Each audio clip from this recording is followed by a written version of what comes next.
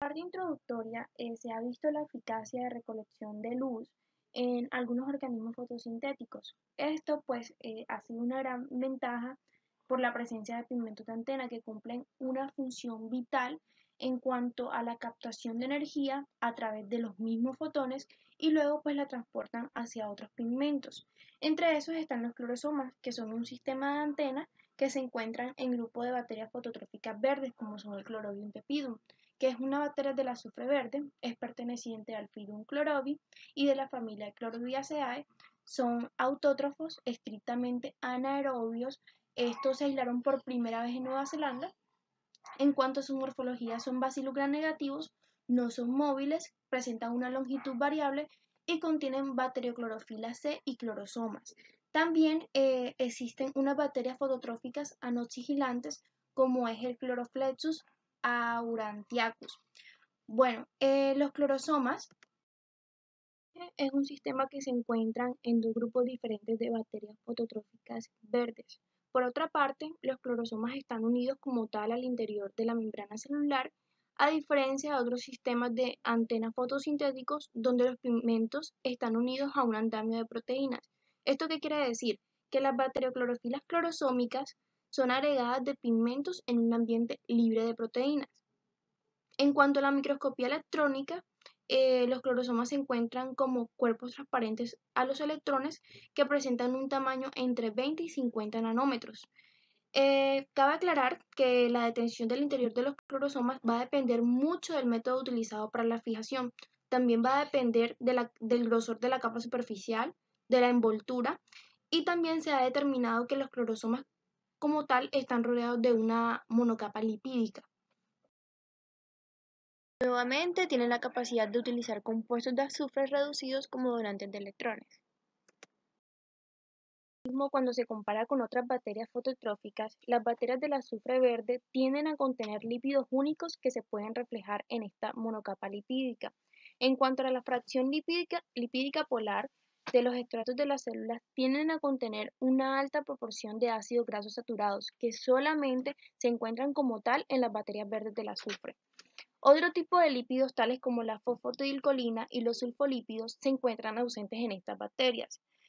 Por otra parte, la fracción lipídica no polar, pues se ha informado que contiene unos ésteres de cera que no están presentes en las cepas mesofílicas. Al determinar esto, lo que se hizo fue extraer lípidos polares y ceras no polares en clorosomas aislados de esta bacteria de Chlorobium tepidum. Y asimismo lo que hizo fue determinarse la composición de ácidos grasos de cada una de las clases de lípidos.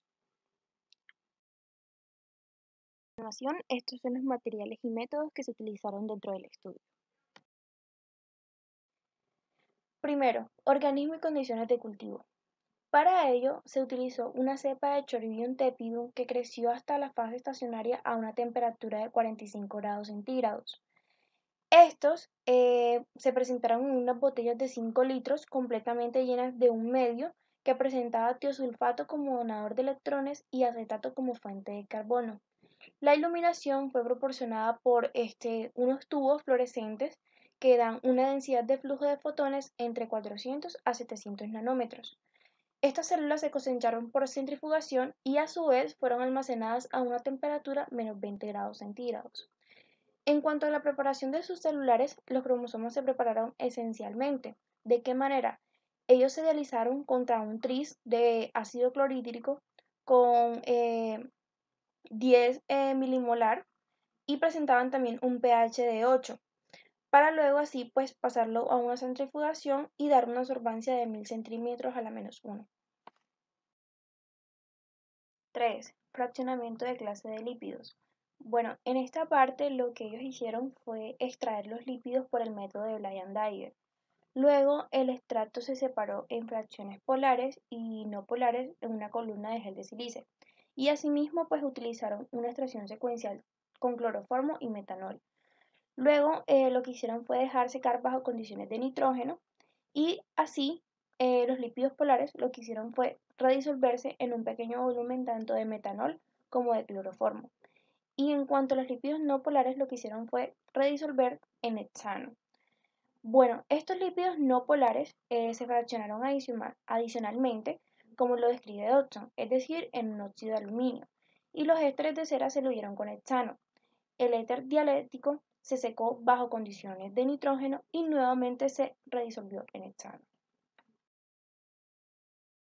4. Cromatografía en capa fina. Bueno, en este paso lo que se hizo fue que las fracciones que contenían ceras o lípidos polares se purificaron mediante la cromatografía en capa fina. Para ellos utilizaron un gel de sílice. En este caso, las ceras se separaron utilizando hexano y dietiléter como eluyente. También pues, se separaron usando la cromatografía en 2D y asimismo utilizaron cloroformo, metanol, amoníaco como eluyente en la primera dimensión y cloroformo, acetona, metanol, ácido acético y agua en la segunda dimensión. Estos lípidos se detectaron mediante el vapor de yodo o bien sea la luz ultravioleta después de rociar con rodamina 6G, que es un compuesto orgánico que se utilizó como colorante para que se pudiera evidenciar. En cuanto a la identificación de lípidos, los lípidos se identificaron por comparación con los estándares conocidos y la tinción específica que ellos utilizaron. Los aerosoles que contenían molibdato de amonio, naftol, orcinol se usaron como para detectar lípidos que contenían fosfatos, grupos aminos libres, azúcares y azúcares con grupos hidroxilos. Posterior a ello, los ésteres de cera se detectaron a través de la tinción de rodamina 6G y los ácidos grasos saturados se aislaron y se purificaron respectivamente.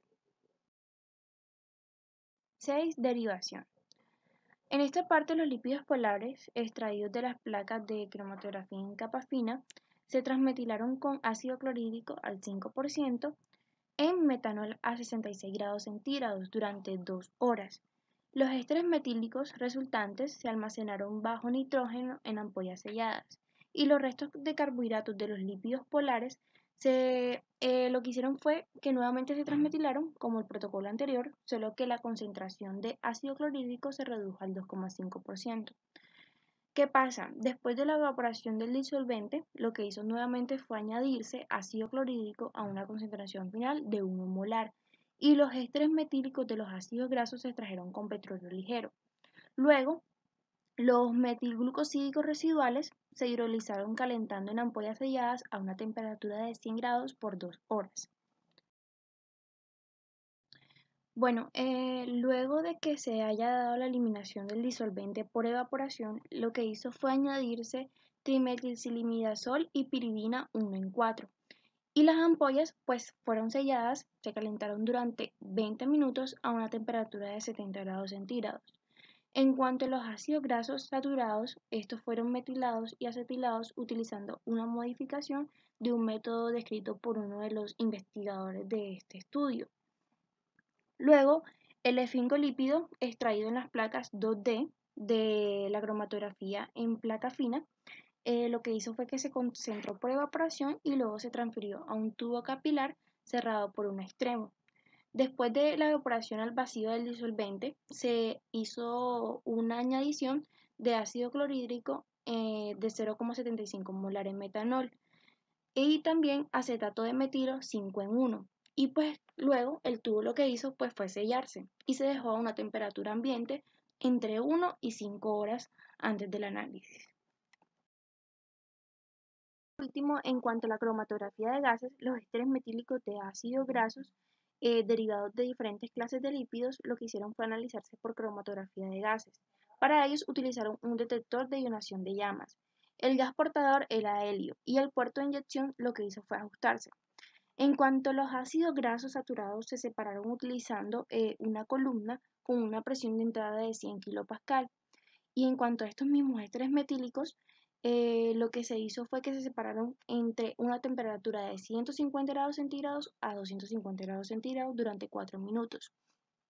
Estos azúcares se analizaron en condiciones isotérmicas a una temperatura de 150 grados centígrados y asimismo los ácidos grasos saturados se separaron a la misma temperatura durante 5 minutos, solo que a los 6 minutos se aumentó a una temperatura de 300 grados centígrados. Los ésteres de cera se separaron también con una presión de entrada de 30 kPa y un gradiente de temperatura entre 200 a 325 grados centígrados durante 5 minutos. Tanto los ésteres de cera como los ésteres metílicos se cuantificaron utilizando unos patrones internos de éster metílico C17 respectivamente.